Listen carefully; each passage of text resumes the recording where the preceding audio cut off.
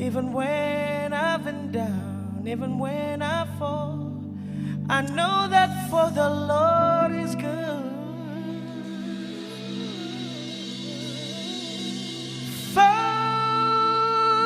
the Lord is good. For the Lord is good. Yeah, yeah, for the Lord is good. And His mercy endureth forever.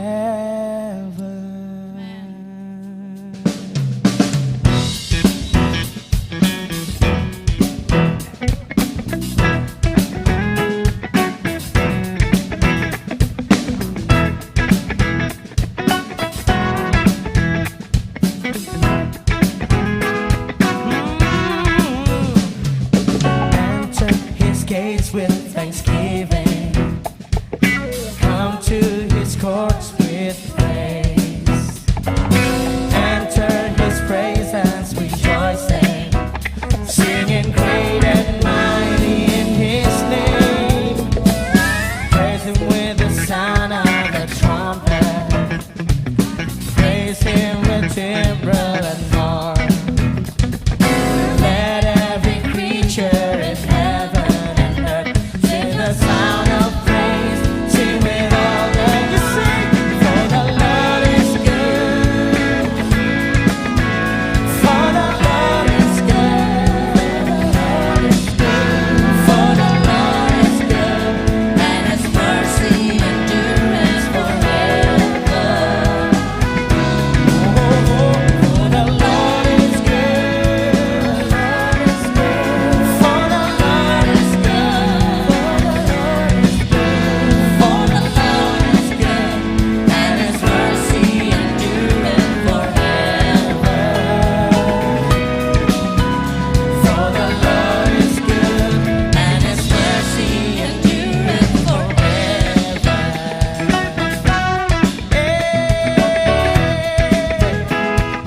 Jesus the Son, Jesus the Son is exalted, maker of everything. maker of everything. Come now and bow down. Come now and bow down before Him. Lift your hands in praise, raise your voice to sing. For the Lord is good. For the Lord is good. For the Lord is good. For the Lord is good, and His mercy endureth forever. Singing for the Lord is good. For the Lord is good. For the Lord is good. For the Lord is good, and His mercy endures forever. For the Lord is good, and His mercy endures forever.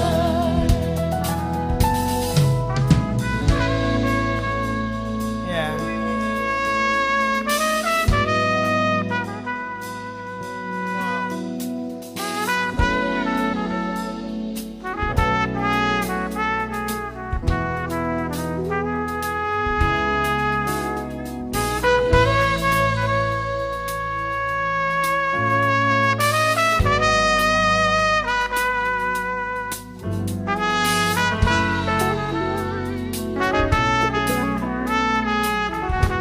Sing for the Lord is good.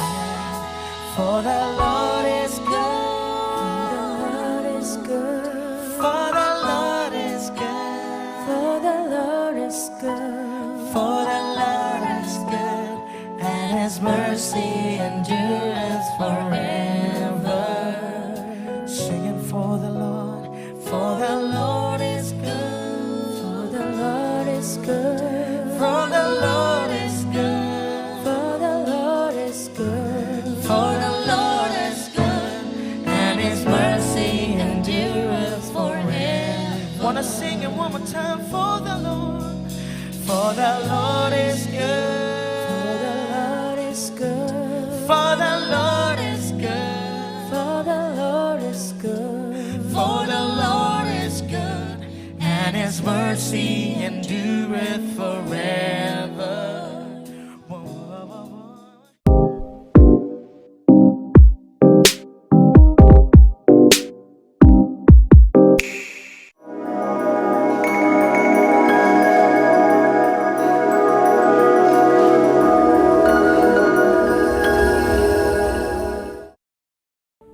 Shalom jemaat Tuhan.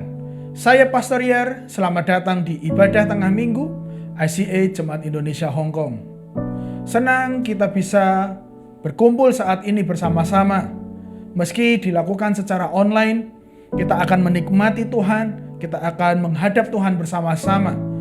Di tengah kesibukan kita, mari kita beri waktu kita sejenak, perhatian kita terhadap ibadah ini. Dan dimanapun kita berada, kasih Tuhanlah yang akan menyatukan kita semuanya. Sebelum saya mau mulai ibadah ini, saya mau mendorong seluruh jemaat Tuhan untuk membagikan setiap ibadah kita, share link itu kepada beberapa orang tertentu, kepada keluarga, supaya mereka juga diberkati sebagaimana Anda terlebih dahulu sudah diberkati. Dan biarlah kerajaan Allah terjadi sebagaimana kita terus mewartakan Injil ini kepada orang banyak. Kita akan memulai ibadah kita saat ini. Kita akan menghadap Tuhan, kita akan nanti memuji Tuhan, lalu kita belajar dari firman Tuhan, dan di bagian terakhir kita akan bersyafaat, berdoa untuk orang-orang tertentu supaya Tuhan melakukan mujizat dan kuasanya dalam hidup mereka. Saya akan membuka dengan doa. Mari kita satukan hati kita bersama-sama. Saat ini ya Bapa, kami ucap syukur buat kasih karunia-Mu dan buat kesetiaan-Mu dalam hidup kami. Kami sudah menikmati banyak hal. Kami sedang sibuk dalam pekerjaan kami masing-masing Tuhan. Namun saat ini kami mau memberi hati kami, perhatian kami kepada ibadah ini ya Bapa. Supaya kami dikuatkan, supaya kami dihiburkan, supaya kami didorong menjadi seseorang yang bertumbuh di dalam Engkau. Berkati waktu-waktu ini, jam-jam ini ya Tuhan. Kami mau bersama-sama memuliakan nama-Mu, memuji Engkau, menaikkan pujian sembah kami kepada Bapa yang kami sembah. Terima kasih ya Tuhan. Di dalam nama Yesus kami buka ibadah kami. Haleluya. Amin, amin, amin, amin. Jemaat Tuhan, siapkan hati Anda. Mari kita memulai ibadah kita.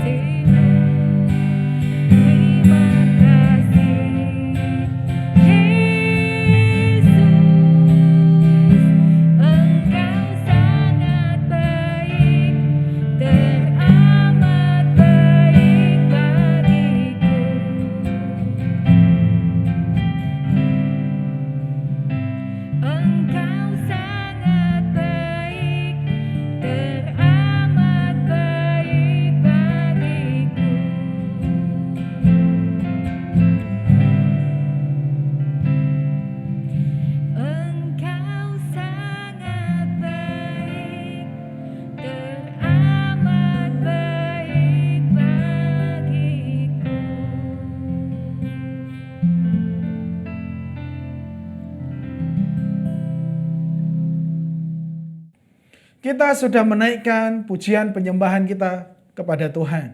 Saya percaya kita sudah menaikkan yang terbaik kepada Tuhan. Saya percaya bahwa Tuhan sudah disenangkan melalui setiap penyembahan kita. Saatnya ini kita akan masuk ke dalam firman Tuhan. Sebuah firman yang sangat praktikal untuk bisa kita lakukan bersama-sama dalam kehidupan kita demi sebuah pertumbuhan rohani kita. Saya memfokuskan firman Tuhan masih kepada sebuah pertumbuhan rohani.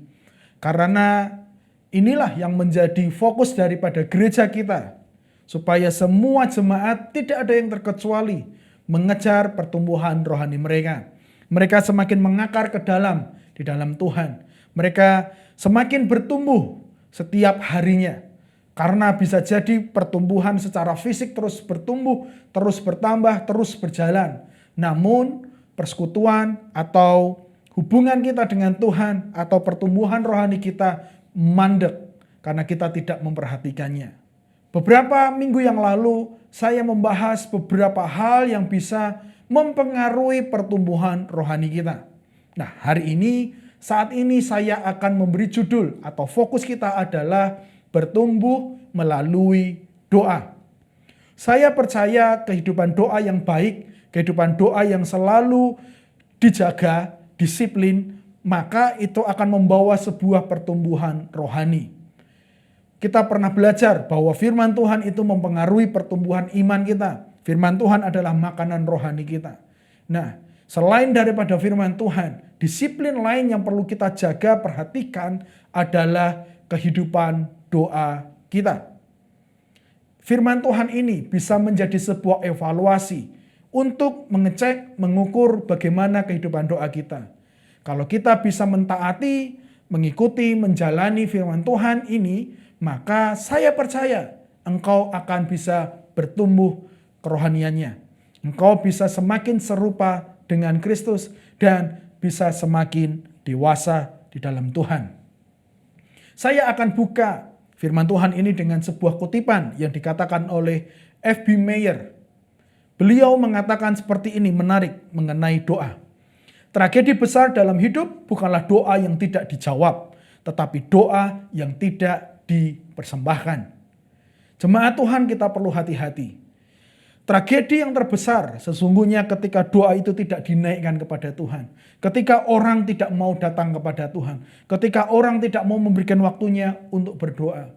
Disitulah yang menjadi fokus saya hari ini. Supaya kita semuanya tetap mempersembahkan doa kita, membawa doa kita, sesederhana apapun yang terjadi dalam hidup kita, kita kembalikan kepada Tuhan, meminta bimbingannya, meminta tuntunan, supaya kita bisa menjadi bertumbuh di dalam Dia. Kalau kita mau jujur dalam kehidupan rohani kita, doa seringkali menjadi sebuah disiplin yang paling lemah. Mungkin kita baca firman, karena kita bisa baca dari WA yang masuk, dari notifikasi HP Alkitab yang muncul di HP kita. Namun doa paling lemah. Mari kita sadari bersama-sama. Mari kita menyadari karena orang Kristen sekarang, apalagi ketika kita hidup di Hong Kong ini, segala sesuatunya cepat. Kita suka yang instan, kita suka supaya segera terjadi. Nggak perlu tanya Tuhan, kita langsung ambil keputusan. Kita harus terus mendisiplinkan diri kita untuk berdoa. Mungkin karena waktu sudah terlambat, tidak ada lagi waktu berdoa, bangun, langsung cuci muka dan bekerja. Atau malam sudah terlalu capek, kita lupa berdoa. Mari kita mendisiplinkan diri kita untuk berdoa. Banyak orang berbicara mengenai doa, tetapi juga masih banyak mereka yang tidak mempraktekkan doa. Doa sesungguhnya sebuah sumber daya yang bisa membuat kehidupan kita menjadi lebih hidup. Yang bisa membuat kehidupan kita semakin kuat. Yang bisa membuat hidup kita kehilangan semua rasa takut dan khawatir yang ada. Karena kita sedang terhubung dengan Tuhan. Karena itu adalah akses terdahsyat yang pernah bisa kita temukan di mana kita bertemu dengan Tuhan. Nah, saya mendorong di awal ini. Mari kita bersama-sama untuk memperbaiki kehidupan doa.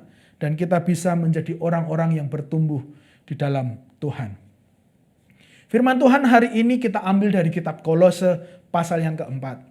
Sebelum saya membaca firman-Nya, saya mau memberikan dulu sedikit gambaran apa yang terjadi konteksnya pada saat itu.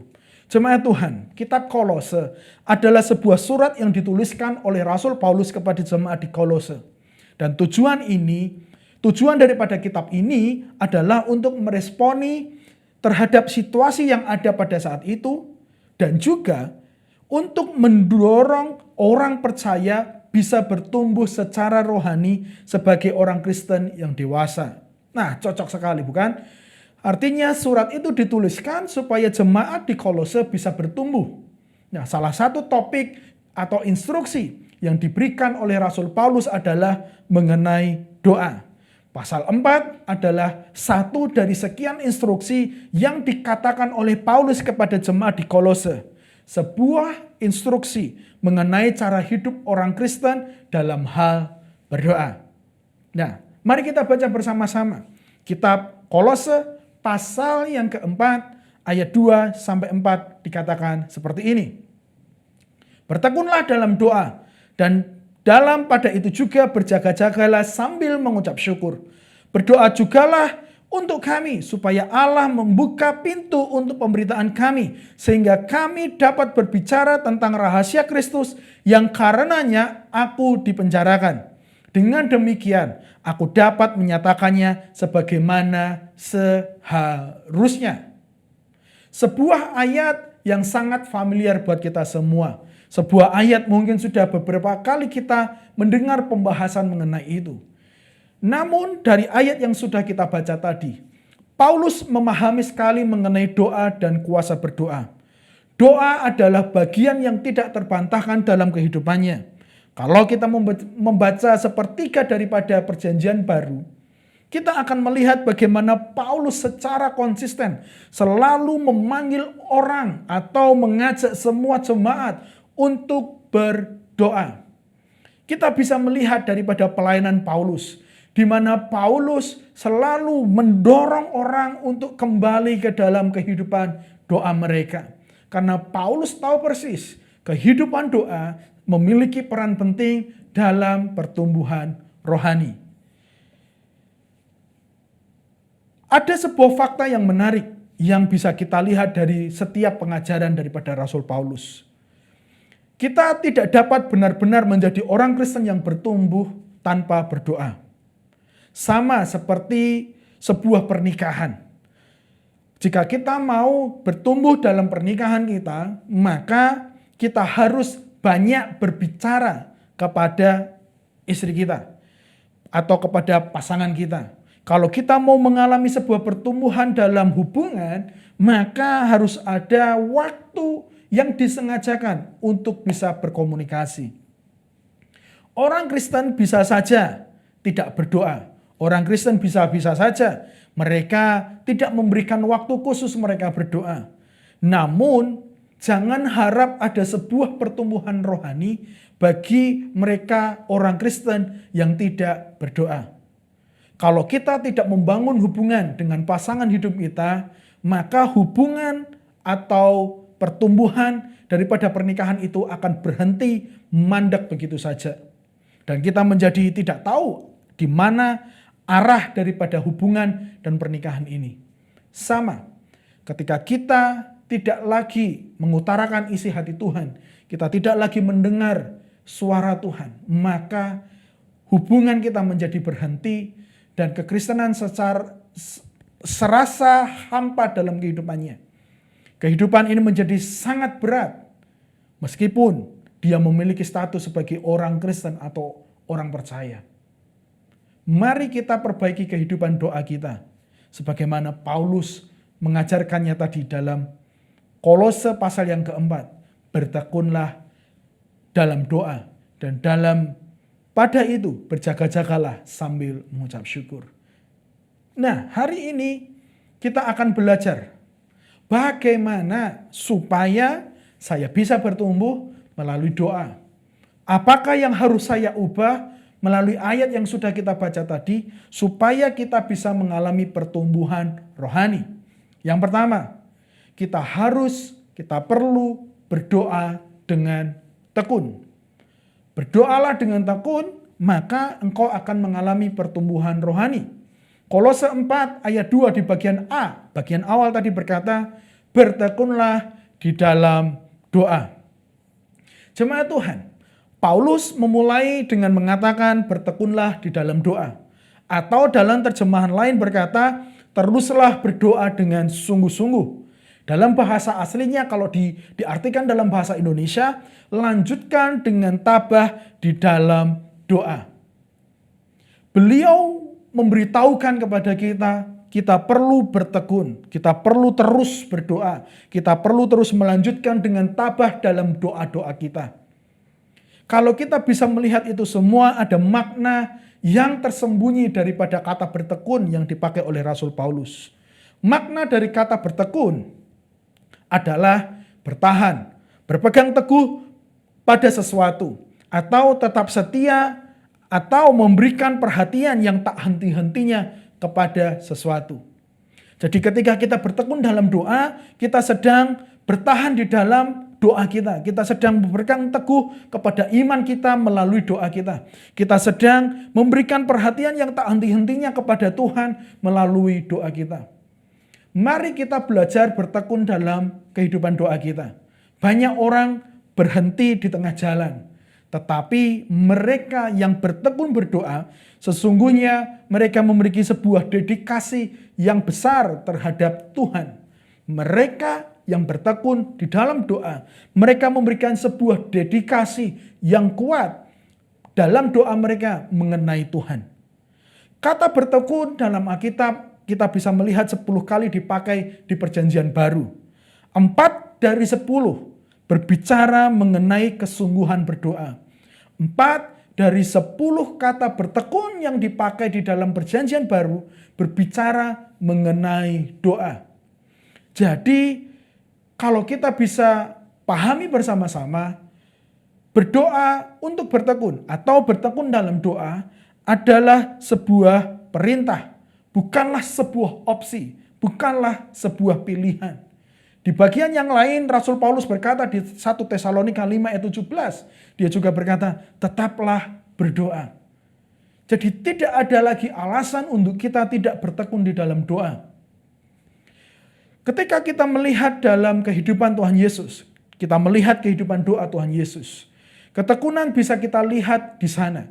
Ketekunan dalam doa bisa kita lihat dalam pengajaran-pengajaran Tuhan Yesus.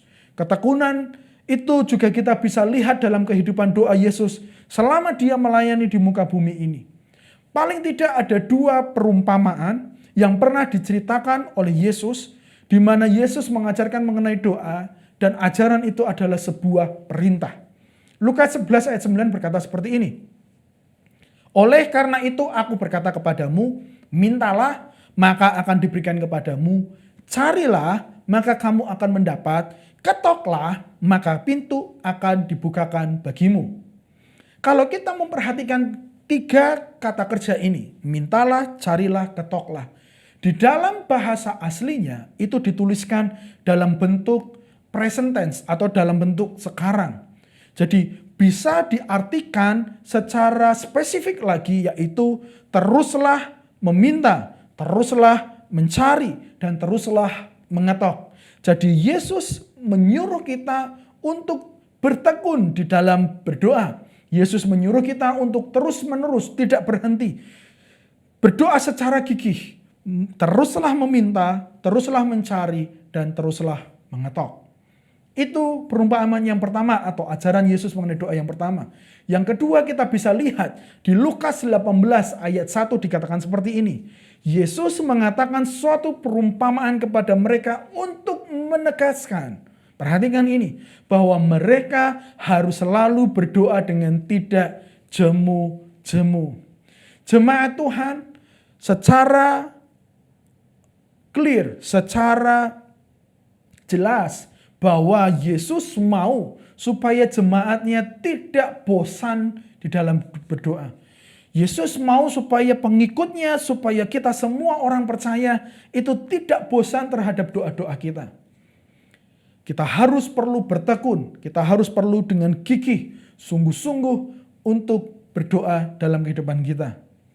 Ketekunan itu berarti tidak menyerah. Itu berarti tidak berhenti di tengah jalan. Ketekunan juga berarti supaya kita tidak putus asa ketika jawaban tidak datang secepat atau seperti yang kita bayangkan. Banyak orang Kristen, satu doa, berdoa, didoakan beberapa saat. Sepertinya tidak ada bimbingan, tidak ada hikmat. Dia berhenti berdoa dan melakukan dengan kekuatannya sendiri. Dia berdoa, tidak ada sesuatu perubahan dalam hidupnya. Dia mencari jalan pintas yang lain. Nah, hari ini kita belajar ketika kita mau menjadi orang Kristen yang dewasa, terus melatih iman kita, maka kita perlu berdoa dengan tekun, dengan sungguh-sungguh sampai Tuhan melakukan sesuatu dalam kehidupan kita. Jemaat Tuhan, jangan bosan dengan doa. Jangan bosan untuk datang kepada Tuhan. Jangan malas untuk memberikan waktu kita kepada Tuhan. Karena kalau kita berhenti berdoa, pertumbuhan rohani kita itu bisa berhenti. Pertumbuhan rohani kita tidak akan berlanjut. Pertumbuhan rohani kita bahkan bisa sampai mati. Saya mendorong, Yesus memberitahu kepada kita, Paulus mengajarkan juga kepada kita, bahwa kita perlu bertekun di dalam doa-doa kita. George Muller, seorang pendoa, menuliskan seperti ini. Jika Anda memikul salib Anda dan mengikuti Yesus, doa bukanlah pilihan bagi Anda. Jika Anda ingin menjadi seperti Yesus, Anda akan berdoa seperti yang Dia lakukan.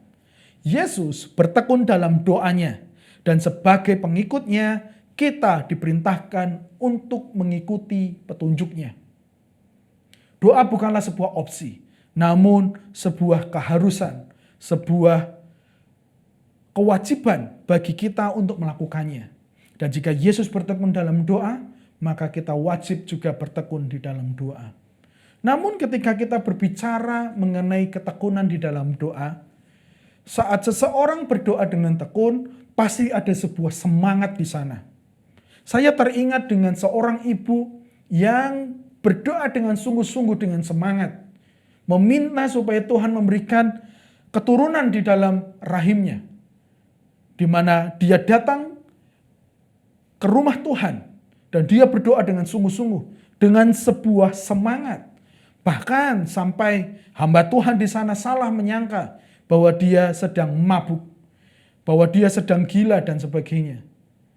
Ibu itu berdoa dengan terus-menerus. Ibu itu berdoa dengan tekun. Bahkan dengan sebuah semangat yang besar. Jauh dari rumahnya dia datang. Dia mau ke bait Allah. Meminta Tuhan. Dengan sebuah semangat yang luar biasa. Untuk bertemu dengan Tuhan. Meminta keturunan supaya Tuhan memberikan. Jadi ketika kita berdoa. Ketika kita mau bertekun gigih dalam sesuatu. Pasti ada semangat yang muncul. Dan setiap kali kita melihat Yesus berdoa juga, dia bukan hanya seseorang yang bertekun, tetapi dia juga berdoa dengan penuh semangat. Jemaat Tuhan, Yesus selalu berdoa dengan penuh semangat, karena dia tahu dengan siapa dia berbicara. Yesus tahu bahwa berdoa adalah akses kepada Bapa di surga, hal yang paling kuat dan bukanlah sesuatu yang bisa dianggap enteng. Yesus selalu berdoa dari hatinya, bukan dari pikirannya. Sesuatu doa yang bergairah muncul dari hatinya yang terdalam. Bukan dengan kata-kata yang panjang. Tidak selalu dengan sebuah kata-kata. Tetapi ketika kita memiliki sikap sungguh-sungguh berdoa dengan semangat dan tekun, maka Tuhan bisa melihatnya sesungguhnya. Kita tidak boleh kehilangan gairah ketika kita berbicara dengan Tuhan. Saya ulangi kalimat ini. Saya perlu ulangi ini supaya bisa kita ingat. Janganlah kehilangan gairah ketika kita berbicara dengan Tuhan. Karena disitulah letak kekuatan kita. Janganlah kehilangan gairah untuk kita bisa mencari Tuhan. Karena disitulah sumber pertolongan kita. Kita perlu berdoa dengan tekun dan penuh dengan semangat. Nah, hari ini saya mau menantang, bahkan bertanya secara khusus dalam hidup Anda? Bagaimanakah kehidupan doamu? Apakah engkau seseorang yang bertekun? Atau engkau seseorang yang musiman dalam berdoa? Apakah engkau seseorang yang gigih dalam berdoa penuh dengan semangat? Atau jangan-jangan gairahmu untuk berdoa sudah hilang? Gairahmu untuk mencari Tuhan sudah mulai luntur? Ada sebuah rasa yang berat untuk mencari Tuhan. Saya mendorong, kembalilah kepada Tuhan. Tangannya selalu terbuka menunggu Anda. Dia selalu menanti Anda untuk datang. Sehingga pertumbuhan rohanimu bisa terus terjagai. Menjadilah orang Kristen yang berdoa dengan tekun dan penuh semangat. Poin yang kedua, bagaimana supaya doa kita bisa membawa sebuah pertumbuhan rohani. Kita perlu berdoa dengan ucapan syukur. Berdoalah dengan ucapan syukur. Di ayat 2 di bagian B kita tadi baca, dan dalam pada itu juga berjaga-jagalah sambil mengucap syukur. Paulus sangat konsisten ketika dia mengajarkan doa yang penuh dengan ucapan syukur. Di bagian kitab-kitab lain, bagian surat-surat lain yang dia tuliskan, dia selalu menyisihkan atau menyatukan doa dengan ucapan syukur. Ucapan syukur selalu ada kaitannya dekat dengan berdoa. Jadi mari kita belajar berdoa dengan ucapan syukur. Berdoa bukan hanya membawa isi hati kita yang hancur, tetapi kita melihat sisi lain hal yang tidak menarik itu dengan sebuah ucapan syukur di dalam doa kita. Filipi 4 ayat 6 berkata, janganlah hendaknya kamu khawatir tentang apapun juga, tetapi nyatakanlah dalam segala hal keinginanmu kepada Allah dalam doa dan permohonan dengan ucapan syukur. Lihat, ucapan syukur sangat erat, dekat dengan doa. Paulus memberitahu kepada kita bahwa kita perlu berdoa dan menaikkan ucapan syukur dalam permohonan kita.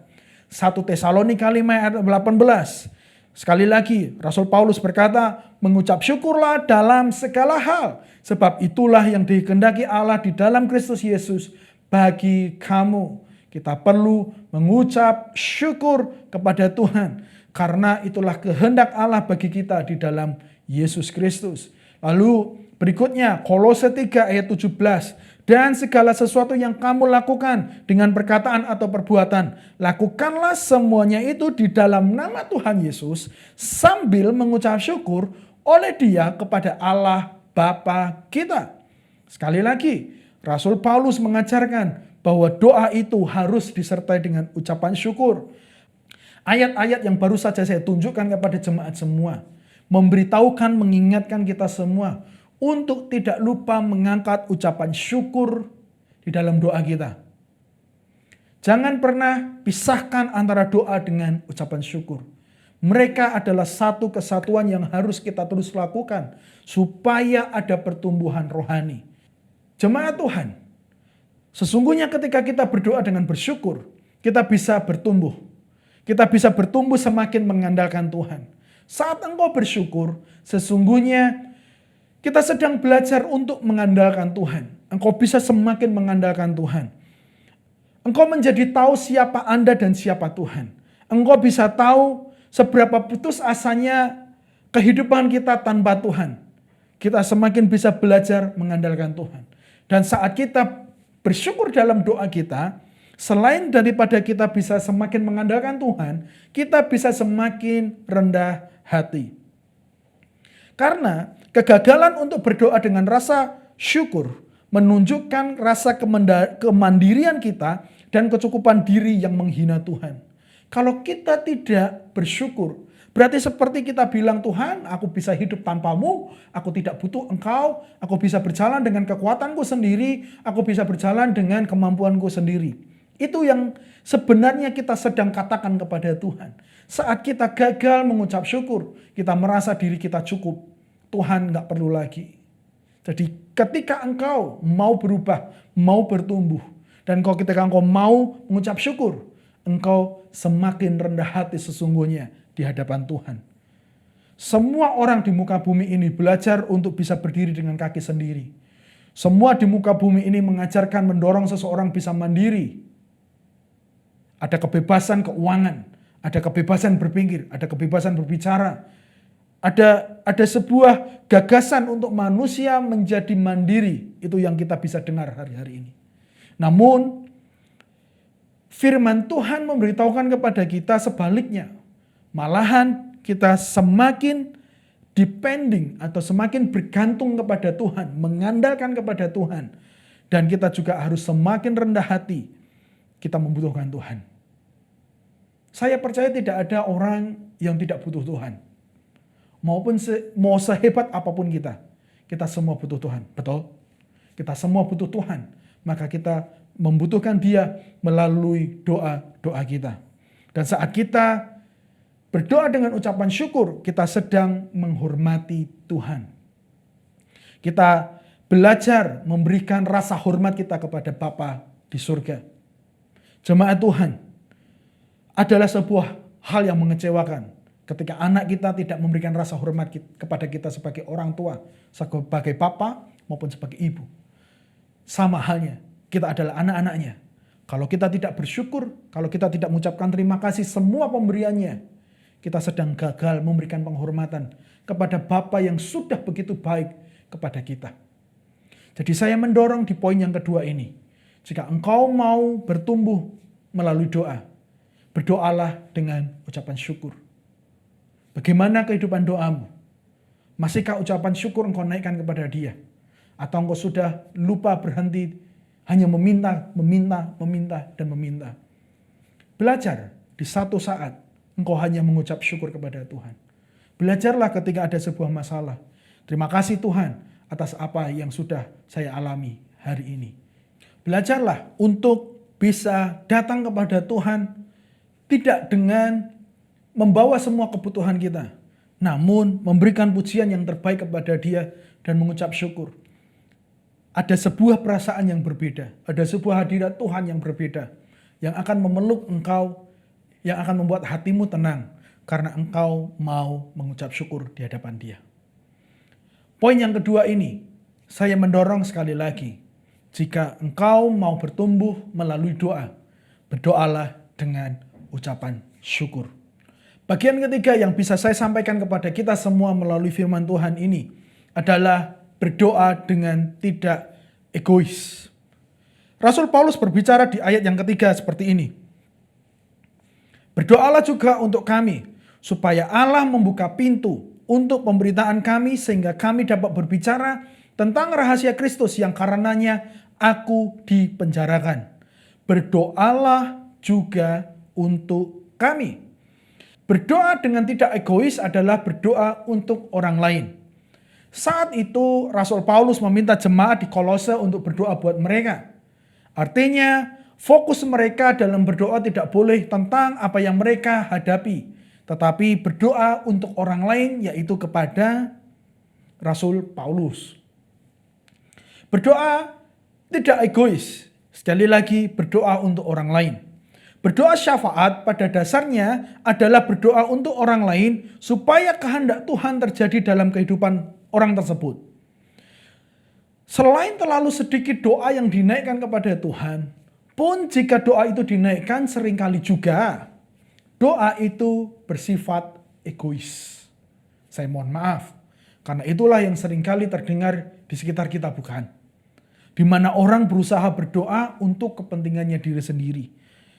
Mereka meminta, Tuhan beri aku ini, Tuhan beri aku itu, Tuhan buka pintu ini untuk aku, Tuhan aku ingin itu, aku butuh itu, Tuhan lakukan ini untuk saya, Tuhan lakukan ini untuk anak-anakku dan sebagainya.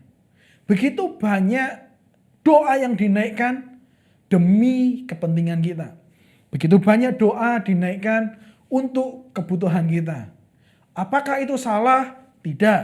Tuhan di bagian lain juga mengajarkannya. Tetapi jangan lupa, jika engkau mau bertumbuh, maka utamakanlah orang lain. Belajarlah berdoa untuk orang lain. Belajarlah bersyafaat untuk orang lain. Yesus menunjukkan kepada kita bahwa di dalam doa-doanya dia bukanlah orang yang egois. Ketika Yesus berdoa banyak untuk orang lain. Kita bisa melihat beberapa contoh yang bisa saya tunjukkan. Yesaya 53 ayat 12 berkata, sesungguhnya dia menanggung dosa banyak orang. Dan Yesus, dia bersyafaat bagi para pemberontak. Lalu Lukas 23 ayat 34 berkata, di kayu salib, Yesus sedang berdoa untuk orang lain. Dia berkata, Bapa, ampunilah mereka, karena mereka tidak tahu apa yang mereka lakukan. Bagian yang ketiga yang bisa mau saya tunjukkan, Yohanes 14 ayat 15, Yesus bersyafaat bagi kita dan meminta Bapa untuk mengirimkan Roh Kudus buat kita semuanya. Di ayat yang lain, Roma 8 ayat 34, memberitahukan kepada kita bahwa Yesus duduk di sebelah kanan Allah Bapa, membuat syafaat bagi kita. Dan satu ayat lain yang akan saya kutip buat kita semua, Ibrani 7 ayat 25, dikatakan bahwa oleh itu dia dapat menyelamatkan sepenuhnya mereka yang datang kepada Allah melaluinya. Karena dia hidup selama-lamanya untuk berdoa syafaat bagi mereka. Ayat-ayat yang saya baru bacakan tadi itu masih sebagian daripada doa Yesus untuk orang lain. Masih banyak bisa kita temukan di dalam perjanjian baru bagaimana Yesus berdoa untuk orang lain. Jadi jemaat Tuhan, belajarlah untuk tidak egois. Belajarlah dalam doamu untuk mendahulukan orang lain. Belajarlah dalam doamu untuk membawa orang lain kepada Kristus dan biarlah kehendaknya yang jadi. Saat kita berdoa dengan tidak egois, kita sedang bertumbuh. Kita bertumbuh dalam doa kita bertumbuh dalam kerohanian kita. Pertumbuhan itu bisa kita lihat saat kita berdoa, yaitu doa kita menjadi ada tujuannya. Doa kita menjadi terarah. Bukan hanya semata-mata untuk sebuah kebutuhan, satu kebutuhan saja. Namun bisa menjadi spesifik, terarah, tidak mengutarakan semua isi hati, amarah, semua yang sedang dirasakan atau yang dilakukan orang lain kepada kita. Bukan. Doa kita akan bertumbuh karena kita mengubah doa kita menjadi memiliki sebuah tujuan, memiliki arah dan spesifik. Paulus ingin memastikan orang-orang Kristen di Kolose memahami apa yang mereka doakan. Paulus ingin supaya mereka jemaat di Tesalonika bisa berdoa dengan tujuan tertentu. Dan itulah yang mau Tuhan juga lihat dalam kehidupan kita. Supaya doa kita bisa terarah, memiliki tujuan, kita tahu apa yang kita doakan. Dan secara spesifik kita minta kepada Tuhan. Saat kita berdoa dengan tidak egois, kita juga sedang bertumbuh dalam doa kita. Artinya doa kita mendukung pekerjaan Allah, bukan hanya diri kita saja. Kita menjadi paham, kita jadi suka berdoa mendukung pekerjaan Allah. Rasul Paulus ingin supaya jemaat itu berdoa buat Paulus sendiri. Paulus pengen supaya jemaat di Kolose itu tidak hanya doa buat kebutuhan mereka, tetapi juga untuk pekerjaan Allah. Paulus meminta supaya Tuhan membukakan pintu sehingga mereka dapat memberitakan Injil. Dan itulah sesungguhnya kehidupan Paulus, di mana dia mau mengikuti amanat agung Allah, dia mau mengikuti kehendak Allah, dan dia butuh dukungan doa daripada jemaat-jemaat. Dan saat kita berdoa tidak egois, kita akan mendukung pekerjaan Allah. Dan yang terakhir, saat kita berdoa dengan tidak egois, kita bertumbuh sehingga kita bisa menarik kehendak Allah dalam kehidupan seseorang. Itu bisa kita lihat di ayat yang keempat. Dengan demikian aku dapat menyatakannya sebagaimana seharusnya. Saya tahu kita punya kebutuhan.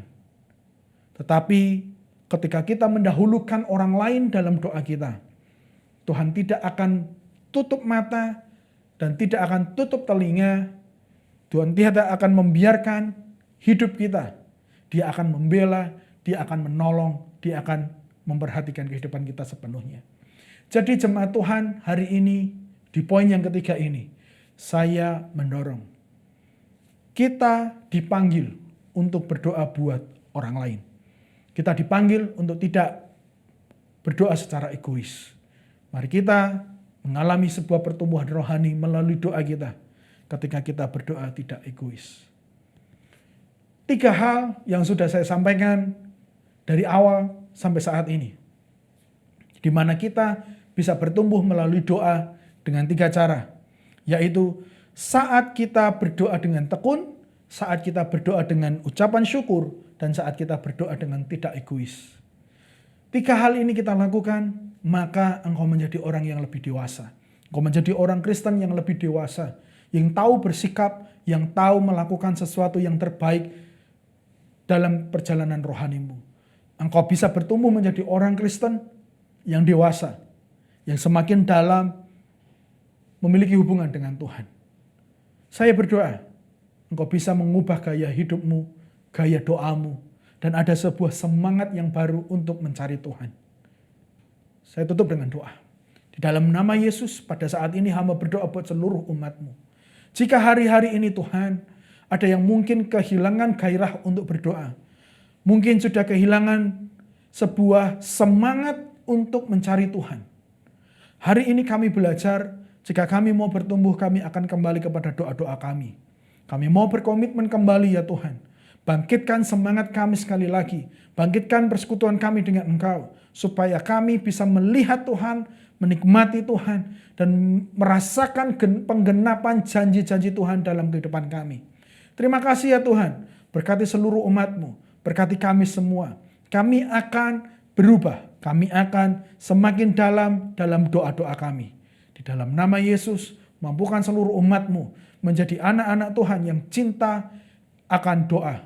Di dalam nama Yesus, haleluya. Amin, amin, amin, amin.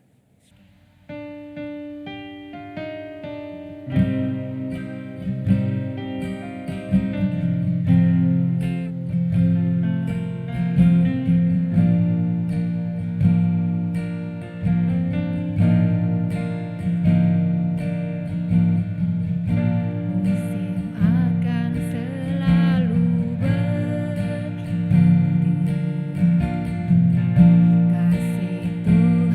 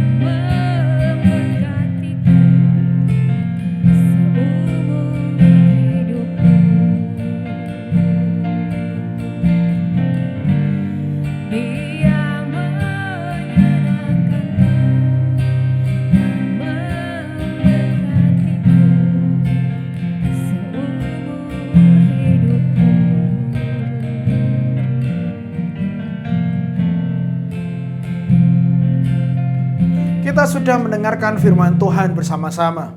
Sebuah firman yang menegur kita, mengingatkan kita untuk bersama-sama bisa memperbaiki gaya berdoa kita, memperbaiki cara kita berdoa. Dan ketika kita mengubah setiap doa kita, maka kita akan menjadi orang yang bertumbuh, menjadi orang Kristen yang tidak lagi sama seperti di waktu-waktu yang lalu. Kita akan menjadi orang Kristen yang lebih baik, tidak egois, mementingkan orang lain dalam doa-doa kita. Amin. Nah, saatnya kita akan mengaplikasikan firman yang sudah kita dengar tadi untuk berdoa buat orang lain. Kita akan bersyafaat, kita akan mendoakan beberapa mereka yang meminta untuk didoakan supaya pertolongan Tuhan terjadi dalam kehidupan mereka.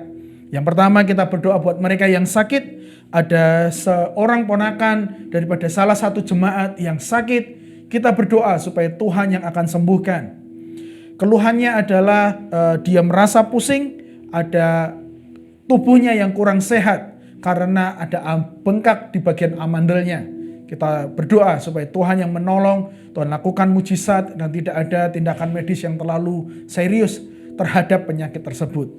Lalu berikutnya kita akan berdoa buat salah seorang ibu yang sakit. Kita berdoa supaya beliau segera sehat, beliau segera sembuh. Ibu dari salah satu jemaat yang minta didoakan dan kesembuhan biar turun atasnya. Mengucap syukur jika memang sudah lebih baik. Tapi jika belum, kita akan terus bersepakat bersama-sama meminta kemurahan Tuhan. Berikutnya kita akan juga berdoa buat bangsa kita Indonesia. Kita berdoa buat Presiden Jokowi secara khusus supaya Tuhan memberikan hikmat, bisa membawa kehidupan bangsa kita menjadi lebih baik. Pemulihan secara kesehatan, ekonomi, baik secara politik, pemulihan dalam hukum juga yang sedang terjadi hari-hari ini. Kita terus berdoa, mendukung. Karena hanya satu bisa menjadi solusi kita bersama, yaitu mendoakan bangsa kita. Berhenti berbicara buruk tentang bangsa ini, berhenti mengatakan yang tidak baik, tetapi kita mulai memperbaikinya melalui doa-doa yang kita naikkan kepada Tuhan. Dan biarlah kuasa Tuhan yang akan memberikan kemampuan buat pemerintah yang ada, supaya negara kita bisa dibawa ke arah ketujuan yang baik. Mari kita berdoa bersama-sama buat beberapa pokok doa ini. Di dalam nama Yesus kami datang bersama-sama ya Tuhan sebagai satu tubuh Kristus. Engkau yang memerintahkan kami untuk berdoa. Engkau yang menyuruh kami untuk datang kepadamu membawa setiap permohonan kami saat ini Tuhan di dalam nama Yesus. Kami mau berdoa buat seluruh umat-Mu yang sakit. Ada beberapa yang secara khusus minta didoakan Tuhan pada saat ini. Hamba berdoa buat seorang anak keponakan dari salah satu jemaat ya Tuhan, yang amandelnya bekak, yang membuat tubuhnya menjadi kurang sehat, kurang nyaman ya Tuhan. Di dalam nama Yesus, Engkau Tuhan yang sanggup menyembuhkan anak ini. Tuhan, Engkau yang akan lakukan mujizat. Kami lepaskan kebaikan Tuhan. Kami lepaskan kebaikan Tuhan turun atasnya, kesembuhan terjadi dalam nama Yesus. Engkau yang memberi kuasa otoritas atas kami untuk berdoa atas yang sakit di dalam nama-Mu. Saat ini di dalam nama Yesus kami berdoa buat anak ini akan menjadi sembuh. Tuhan, menjadi sembuh saat ini juga dalam nama Yesus. Engkau tidak sakit lagi, tidak ada lagi pembekakan di amandel. Semuanya menjadi normal, engkau bisa menelan dengan baik, tubuhmu sehat, tubuhmu tidak lagi panas, tidak ada lagi rasa pusing dalam nama Yesus. Semua hal yang kurang baik dalam tubuhnya akan disembuhkan oleh Tuhan di dalam nama Yesus. Hamba berdoa buat seorang ibu dari salah satu jemaat yang minta didoakan. Tuhan yang akan sembuhkan engkau juga dalam nama Yesus. Apapun yang menjadi masalah, mungkin bagian pencernaan atau susah makan, tidak adanya rasa lapar atau tidak mau makan, Tuhan yang menolong dalam nama Yesus. Atau Tuhan, jika ada keluhan-keluhan yang lain, biarlah Tuhan yang akan sembuhkan dalam nama Yesus.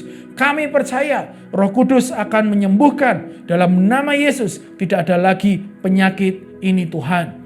Tuhan, kami juga mau berdoa buat bangsa Indonesia. Terima kasih buat negara tempat di mana kami bisa dilahirkan. Kami bisa mungkin sempat besar, bekerja dan memiliki rumah tangga di sana Tuhan. Semua keluarga kami mungkin kebanyakan masih ada di Indonesia. Berkati bangsa kami, berkati pemerintahan kami, presiden kami. Begitu banyak pekerjaan yang harus diselesaikan, begitu banyak PR Tuhan yang harus segera dibereskan. Di dalam nama Yesus, Engkau mampukan presiden kami, Engkau mampukan pemerintahan yang ada. Di tengah kelemahan mereka, di tengah ketidaksanggupan mereka, biarlah Tuhan yang akan menolong. Tuhan, hamba berdoa, kelilingi Tuhan pemerintah kami dengan orang-orang yang baik. Jagai mereka dari mereka orang-orang yang berusaha untuk mencari kepentingan golongan tertentu, kepentingan pribadi, kepentingan sendiri, bukan kepentingan bangsa atau nasional secara menyeluruh ya Tuhan. Berkati Indonesia, pulihkan keadaan negara kami secara politik, ekonomi, kesehatan, bahkan hukum ya Bapa. Segala sesuatunya Tuhan, kami minta berkat-Mu turun atas bangsa kami. Biarlah kebangunan rohani terjadi dalam nama Yesus. Biarlah seluruh gereja-gereja yang ada, mereka terus berdoa menjangkau jiwa-jiwa. Hamba berdoa buat para hamba-hamba Tuhan dan seluruh keluarga mereka yang hari-hari ini Tuhan mengalami kesulitan secara ekonomi, dampak daripada COVID-19. Hamba memohon biarlah Tuhan yang akan cukupkan. Tuhan kirimkan berkat-Mu atas mereka. Tuhan kirimkan orang-orang baik untuk bisa mendukung setiap pelayanan yang ada. Di dalam nama Yesus, kami percaya bahwa mujizat Tuhan akan terjadi di setiap gereja-gereja dan di tengah keluarga-keluarga hamba-hamba Tuhan. Terima kasih ya Tuhan, Engkau Tuhan yang akan melakukan perkara besar terhadap setiap gereja-gereja yang ada. Kami berdoa kebangunan rohani terjadi. Kami berdoa buat penuaian jiwa-jiwa dalam nama Yesus. Yang sakit akan disembuhkan, yang terikat akan dilepaskan. Mereka yang terbeban akan dilegakan dalam nama Yesus. Mereka akan mengalami perjumpaan secara khusus dengan Tuhan. Semua Tuhan, gereja-gereja akan mengalami kebangunan rohani. Tidak ada gereja yang mati, tidak ada gereja yang tutup dalam nama Yesus. Kami percaya kebangunan rohani terjadi melawat bangsa kami dari ujung utara sampai ujung selatan, dari ujung timur sampai ujung barat ya Tuhan. Kami semua bangsa Indonesia akan mengalami pemulihan yang daripada Tuhan. Amin. Terima kasih ya Tuhan. Ini doa kami, inilah syafaat kami. Dan kami ucap syukur kami sudah mendengarkan firman-Mu. Kami sudah menaikkan syafaat dan sembah kami. Kami mau melanjutkan aktivitas kami masing-masing. Biarlah Tuhan memberkatinya, biarlah Tuhan menyertainya. Terima kasih ya Bapa. Terima kasih ya Tuhan. Berkat-Mu turun atas seluruh umat-Mu semua. Dimanapun mereka berada, Engkau jagai. Dimanapun mereka saat ini berada, Engkau lindungi Tuhan. Keluar masuk mereka, ada malaikat Tuhan berjaga-jaga atas hidup mereka semua dalam nama Yesus. Biarlah apapun yang dikerjakan oleh tangan mereka berhasil membawa sebuah kemajuan, membawa sebuah pemeliharaan dalam hidup mereka dan keluarga mereka di Indonesia. Terima kasih ya Bapa, di dalam nama Yesus. Jemaat Tuhan, saatnya kita akan mengangkat tangan kita bersama-sama menerima berkat yang daripada Tuhan. Angkat tanganmu dua-dua dan terimalah berkat yang daripada Tuhan. Tuhan memberkati engkau dan melindungi engkau. Tuhan menyinari engkau dengan wajah-Nya dan memberi engkau kasih karunia. Tuhan menghadapkan wajah-Nya kepadamu dan memberi engkau damai sejahtera-Nya. Biarlah kasih anugerah, limpah rahmat dari Tuhan kita Yesus Kristus, serta persekutuan yang indah dengan Roh Kudus mengawali langkah kita, keluar masuk kita hari ini sampai kekal selama-lamanya. Terima kasih ya Tuhan, terimalah berkat hanya di dalam nama Tuhan Yesus. Mari kita semua yang mengasihi Tuhan, kita bersama katakan amin, amin, amin, amin, amin. Terima kasih jemaat Tuhan buat perhatian, atensi, dan waktunya. Biarlah Tuhan disenangkan dan memberkati Anda semuanya. Selamat melanjutkan aktivitas, sampai jumpa minggu depan. Tuhan Yesus memberkati.